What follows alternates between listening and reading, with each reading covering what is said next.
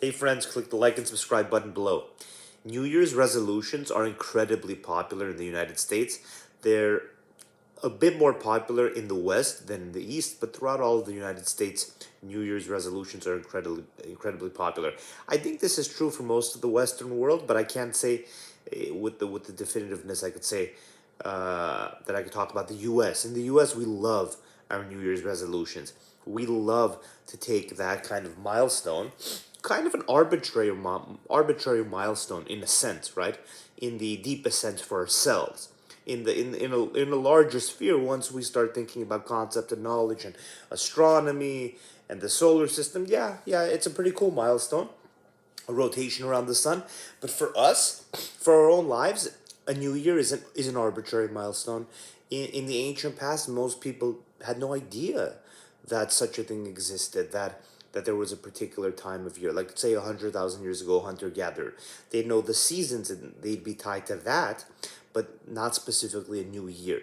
Now, I guess the concept of New Year is still important to us today because we have this inherent desire, this inherent need to kind of delineate, to separate time, and the same things that our ancient ancestors did in terms of the seasons, where we have it ingrained in us, right? To look at the seasons, to look at the weather, to look at the broader like spectrum of things, of nature that we find ourselves in. We kind of do it in a secular, non-spiritual way, kind of anti-spiritual way in a sense, with the new year. That's kind of our modern way. Now, the new year is obviously devoid of any spirituality, of any kind of mysticism, of any kind of anything that's going to make it really useful to us.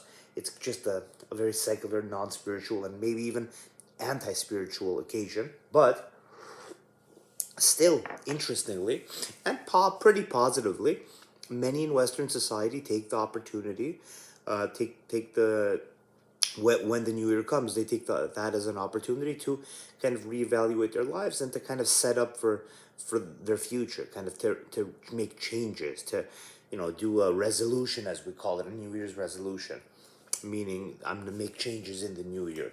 The old year is gonna go bye-bye, everything's closed off, and it's easier for me now to make new changes, to make changes in my life in the new year, because I'm kind of bucketing the old year, kind of putting a ribbon on it and tossing it, and we're starting fresh. Starting fresh is helpful for a lot of people.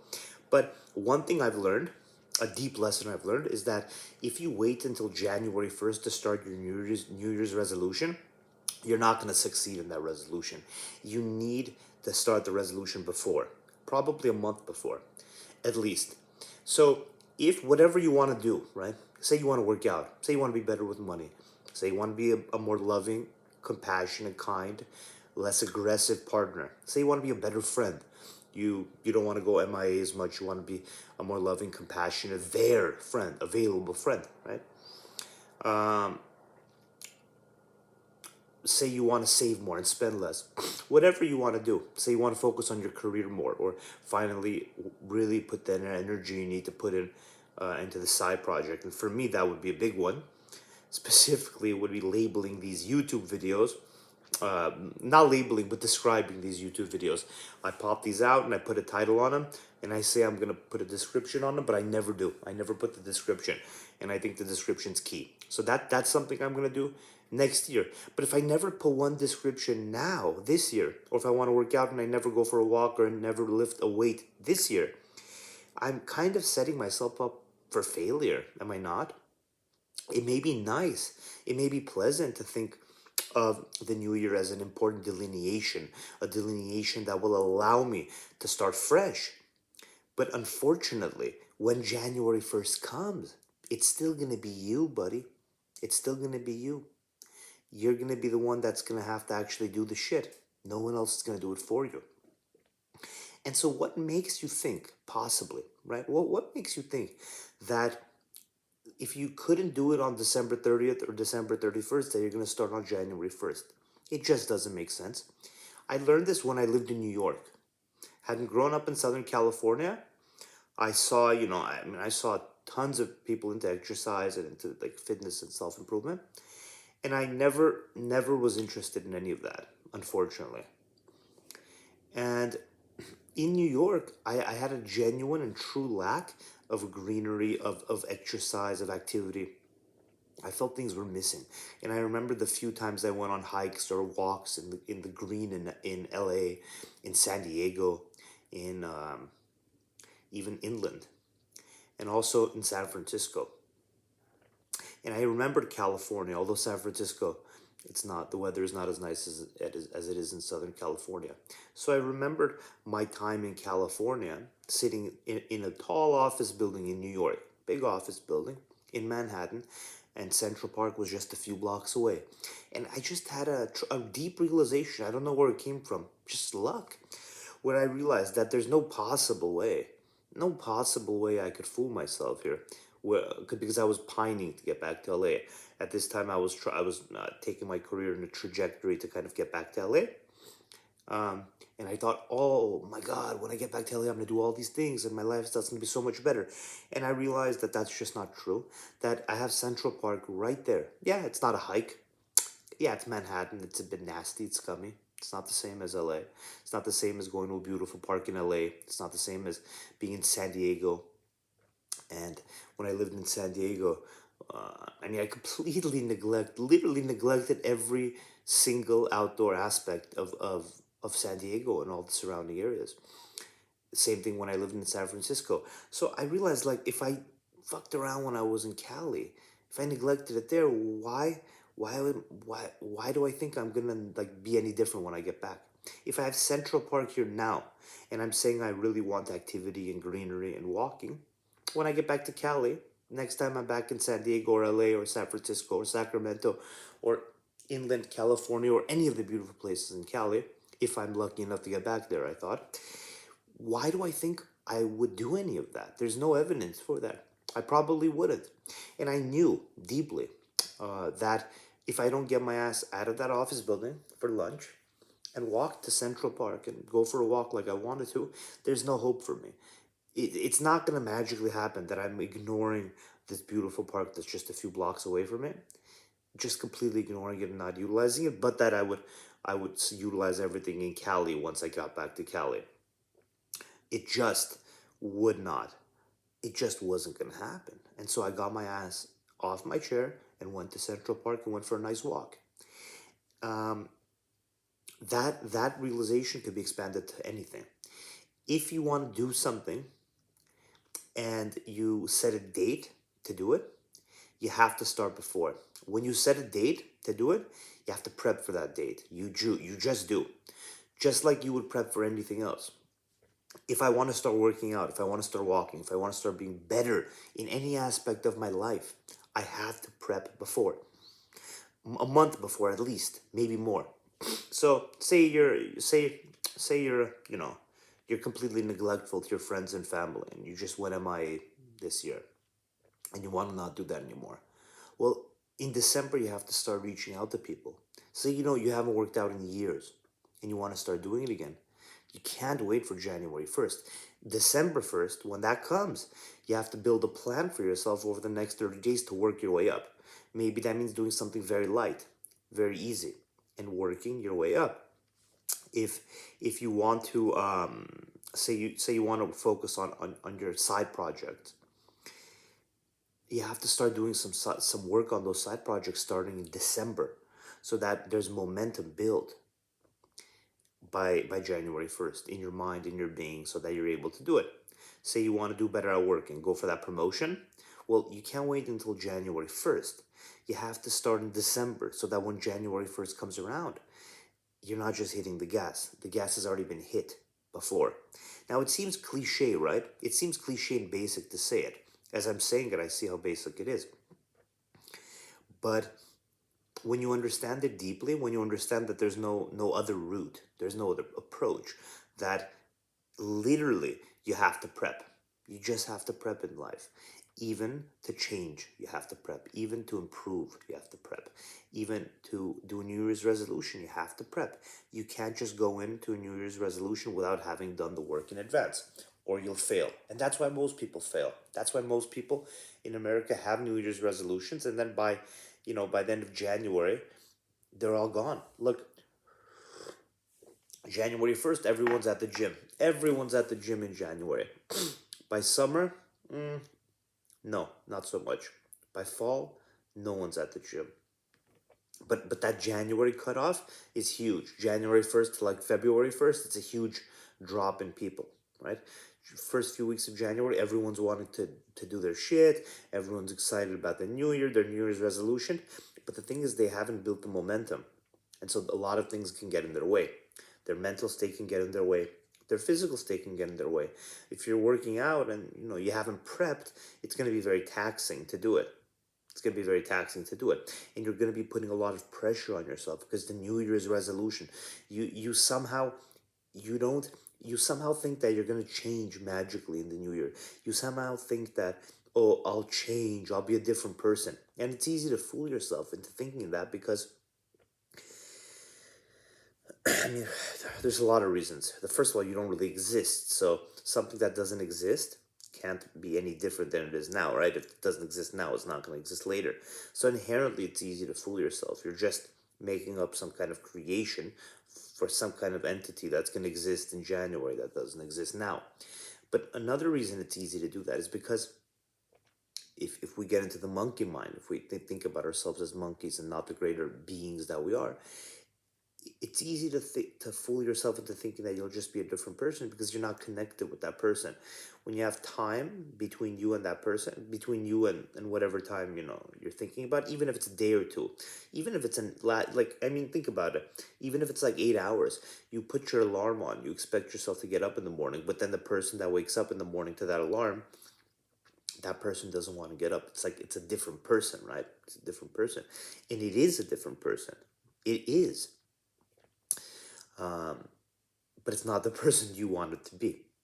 And the same thing's going to happen in January. You're not going to magically become the person you want to be. You're just fooling yourself. It's easy to, because there's no there's no evidence to the contrary in the moment. It's only when January 1st comes when you see that, oh, you know I'm not a different person. But we never take that into account. We never say, oh wow, if you logged every time you had those thoughts, every time you thought, oh, I'm gonna have a New Year's resolution, I'm gonna improve my life is gonna be different. If you log those in an Excel file and then you wrote notes, detailed notes, and then you analyzed it, maybe that would help you. Maybe you'd be able to see patterns and you'd see that it's not working. That would be a scientific approach to helping you understand. But you would need to do that to understand, because it's hard to understand from being who we are, from being just a monkey, being the person who's like pining to change, dreaming of changing, wanting to change their life. It's hard to see it. It's hard to see it. And even when January comes, you're not going to recall, you're not going to remember how you felt in December, and like the dreams you had. You're just going to be in the moment thinking about, okay, how can I improve my life again? What can I do tomorrow? You're going to be kind of in the present again. But if you had written it down and said, look, this is what I'm thinking, maybe that scientific approach could provide some evidence to you. But it's very tough. It's very tough. I don't want to go down that tangent here. I don't look. Basically, what I'm saying is that you got to start early. You can't start on day one. Day one is day 100. The real day one is day one minus 100. 100 days in advance, X number of days in advance. If January 1st is when you want to do your New Year's resolution, day one must be December 1st, at least. At least. You wouldn't go into anything. You wouldn't go into anything in life that's important without prepping. What makes you think you don't need to prep to resolve, to change? To change is hard. It takes energy. It takes discipline. It takes deep internal energy. And just doing it on day one, putting so much pressure on yourself and saying, this is when we're going to start, this is when I'm going to improve my life, it's just too much. It's just too much for most people. And it'll probably be too much for you. It's certainly been too much for me. But when I take a month in advance and I say, you don't need to do that much. Just day by day prep yourself. So when it's December 30th, you basically look back and say, wow, this month I did a lot. I wanted to improve my finances. Well, I didn't wait till January 1st. I cut back my spending in December. I cut back my subscriptions in December. I wanted to start working out. I wasn't just on the couch all of December. I worked out in December. I went on hikes. I lifted weights. I did my cardio. I did my yoga, whatever you do. You want to be better to your family? You can't wait till January 1st. You got to say, oh, wow, I already put in an effort and I already started being better to my family in December. You want to be better to your friends? Well, you got to reach out to some of your friends in December. You can't wait till January 1st to reach out to the first one. You got to do it in advance. You have to take it different way. You have to take it a different way. You have to see the New Year's resolution not as the starting point, but as a kind of a almost a spiritual um almost a spiritual kind of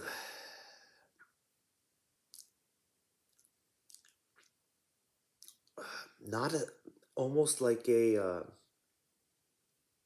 some kind of starting point of a spiritual journey, right? It is going to be a spiritual journey. Changing yourself is a spiritual journey inherently. So you wouldn't go if I told you you're going to go on a spiritual journey.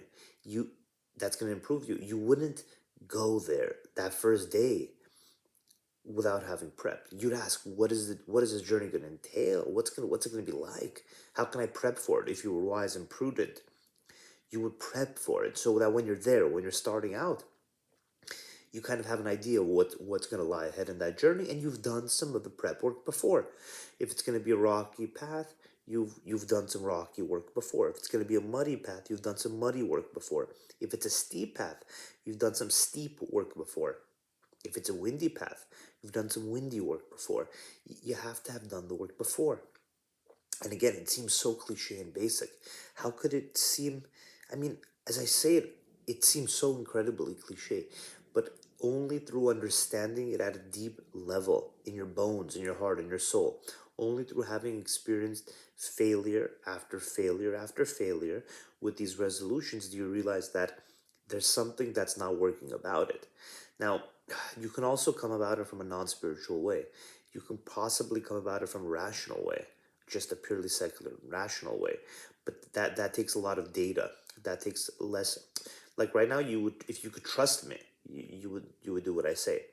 But if you also didn't trust me at all, but over the years you kind of kept a journal and kept track of every time you wanted to change, every time you resolved to change, you would have more evidence, right? You'd have more evidence. It's just that you forget. You forget. You don't keep track. None of us keep track. It's hard to keep track like that. That's not the point of life. But when you have these false ideas of what's possible, and you have these false ideas, kind of illusions of the challenge that's going to be presented to you when you actually start, right?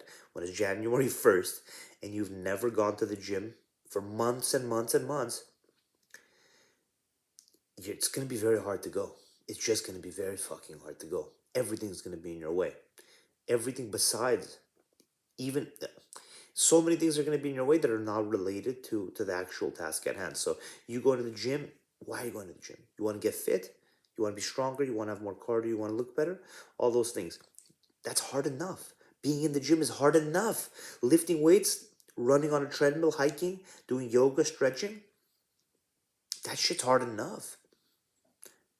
But there will be other difficulties. I promise you. I promise you. January 1st, you come home from work, January 2nd, whatever, the first day you want to go to the gym. You're gonna have internal resistance. You're just gonna be freaked out. It's just gonna be too much for you most of the time, especially if you've never gone to the gym. Just the task of getting in your car and driving to the gym will seem incredibly daunting. But if all of December you went to the gym, not every day, but if like 5, 10, 15 times in December you went to the gym, well, you're getting comfortable driving to the gym. Sounds basic, right? How pathetic of a person are you that you need to get comfortable driving to the gym? But you do. You do need to get comfortable with that. If you've never done it, that's going to be another thing that's in your way. Why not get rid of that?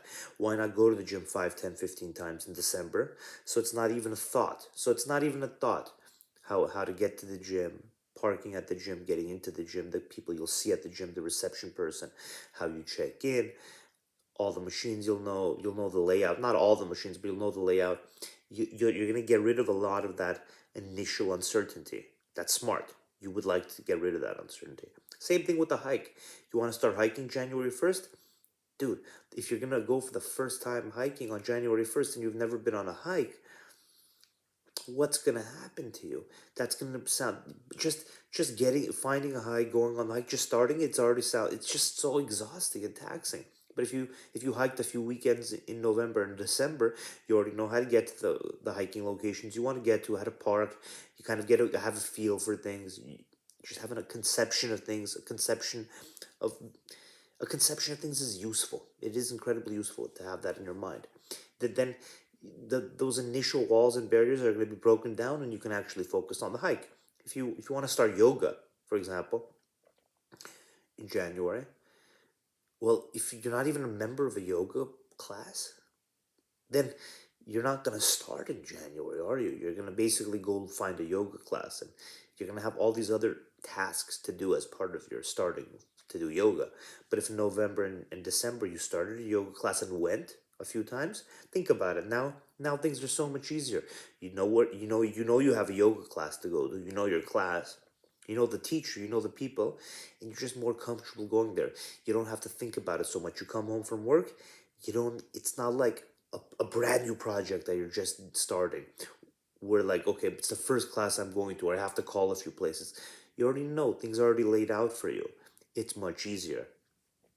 And that's pretty much it for most resolutions. You want to make it easy for yourself. You want to make it easy as possible for yourself to do it. You want to really, really, really do your best to make it easy. Now, you don't want to go so overboard that by January you're exhausted, or you just don't want to do it, or be so hard on yourself that it just ruins the whole vibe of it. But you just want the right momentum, right? You don't want to hit the gas too hard right away, but you also don't want to start January 1st with not having your foot on the gas. When January 1st comes, you already want to be having pressed on the gas quite a bit, and you want to have some momentum forward.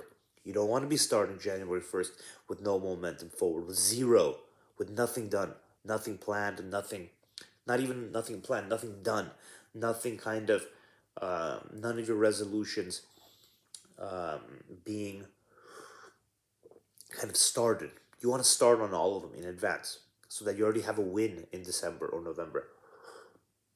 That win will give you momentum. It will. And if you don't quite understand this yet, you'll understand it over time. But hopefully, yeah, hopefully things work out.